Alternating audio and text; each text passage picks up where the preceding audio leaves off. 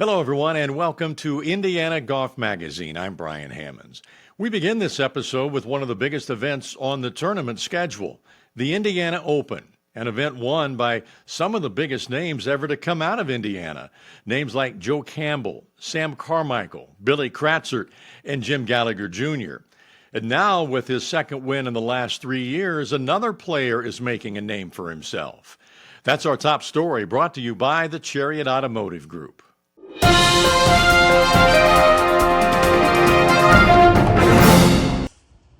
After rounds of 62 and 66, 2023 champion Nick Bienz began the final round of the Indiana Open with a 5-shot lead.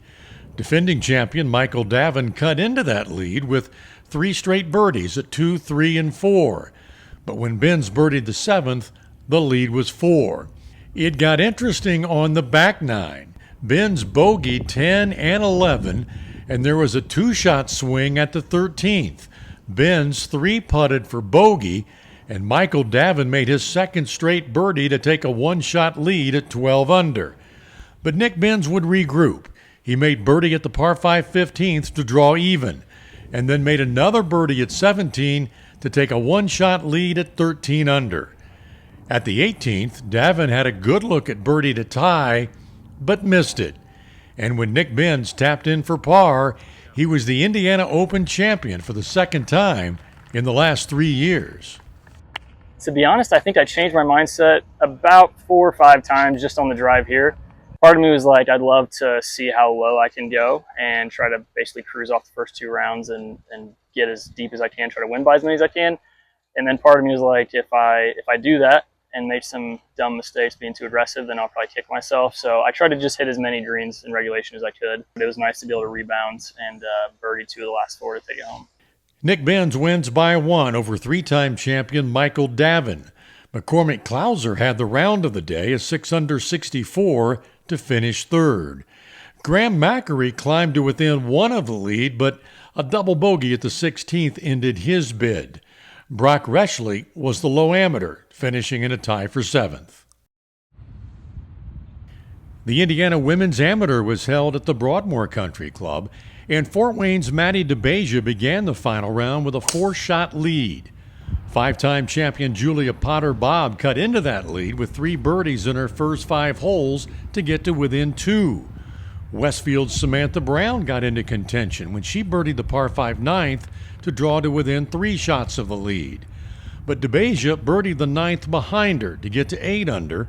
She added birdies at 11 and 13 to get to 10 under and take a 5-shot lead.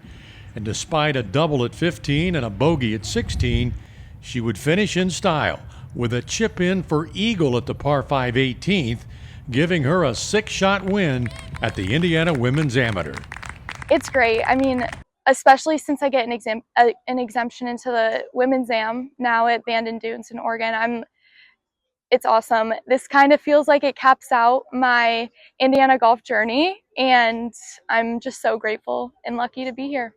Maddie is the only player to post all 3 rounds under par. Samantha Brown shoots a final round 69 to finish alone in second. 15-year-old Taylor Snively ties for third with 5-time champion Julia Potter-Bobb. Emma Weiler finishes alone in fifth. With the win, Dabagia joins Julia Potter-Bobb as the only women to complete the Indiana Grand Slam, winning the Indiana Girls Junior, the Indiana Girls Junior PGA Championship, the Indiana Women's Open, and the Women's Amateur. A rare feat indeed. In other events, the PGA Assistants Championship was held at the Rock Hollow Golf Club in Peru. Oliver Mass shot a final round 63 with 2 eagles and 5 birdies to come from 7 shots back to win by 3 over first-round leader Nick Bienz, who shot a 73 in the final round. Peyton Snowberger finishes alone in third. Ronnie Russell rounds out the top 5. Earlier in July, the Boys Indiana Junior PGA Championship was also held at Rock Hollow, and Silas Harrer of Middlebury shot rounds of 68 and 67 to win by 1 over Luke Johnston of Evansville. Both Harrer and Johnston qualified to play in the National Junior PGA Championship, being held at the Burke Boilermaker Golf Complex in West Lafayette. You saw the name Ronnie Russell on the Assistants Championship leaderboard. He's in our French Lick Resort Spotlight this month. Ronnie has had a very successful professional career in one sport. Now he wants to make a living in ours.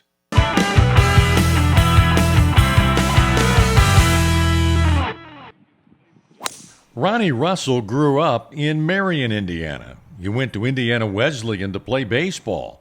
But after an injury ended that sport, he took up bowling.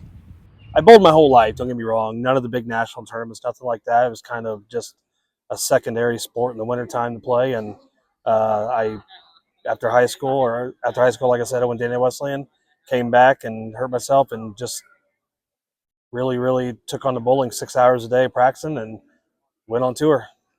And he's had great success in his 21-year professional career, winning 4 times on the PBA Tour. He's won in 4 different countries on the European Tour and has been a 2-time member of Team USA. But now, his love is golf. First time I ever hit a golf ball, I was probably in the 8th or 9th grade. We had like a middle school, I guess it would be 7th or 8th grade. We had like this middle school fundraiser, and the very first shot I hit it right at the flag, like 10 feet. And fell in love instantly. I was a baseball player, so I could learn how to put the bat on the ball or the club on the ball or whatever. But really fell in love with it. Got my first set of clubs from Kmart, probably 20 years old, 21 years old, and the rest is history. Ronnie is now going through the process of becoming a PGA member and works as an assistant professional at the Bear Slide Golf Club in Cicero, Indiana. He's still bowling some professionally, and he's playing on the Celebrity Golf Tour, where he's won.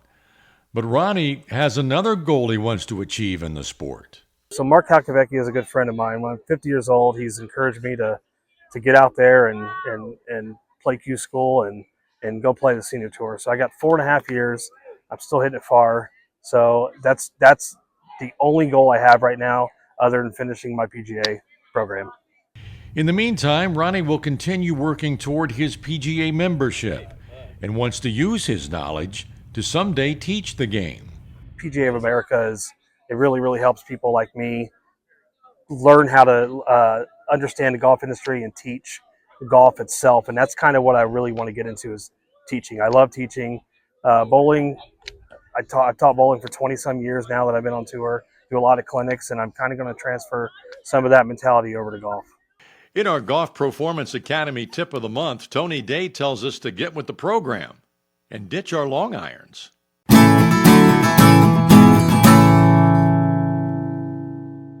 Hello everyone, Tony Day here from the Golf Club of Indiana and the Golf Performance Academy.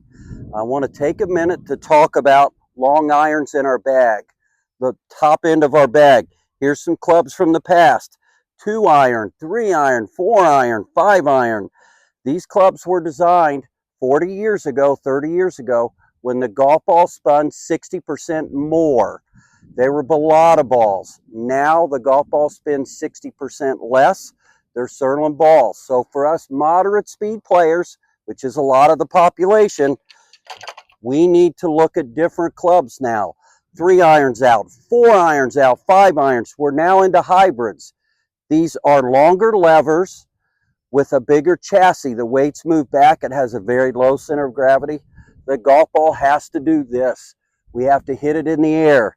Here's another great example. 7 woods, 9 woods, 5 woods. What does Tommy Fleetwood? What does Scotty Scheffler? What's Bruce Koepka? I call him Bruce. I don't like Brooks. They all are carrying high lofted woods. Tommy Fleetwood hit a 9 wood at the Travelers Championship. These guys are carrying 7 woods. Adam Scott, they got to hit the ball high to keep it in the air because it has to come down to stop because the golf ball doesn't have backspin anymore. Come get fit at the Golf Performance Academy. Thank you. Here's what's coming up in August in Indiana golf. The road to the PGA Championship begins with the PGA Professional Championship on August 11th and 12th. The top 5 finishers will qualify for the National PGA Professional Championship. The seniors get their chance to qualify for the Senior PGA Professional Championship August 18th and 19th at Old Oakland. The top 5 finishers there will advance to play in October at Port St. Lucie, Florida. And that will do it for this episode. I'm Brian Hammonds. Thanks for watching, and join us again next month for Indiana Golf Magazine.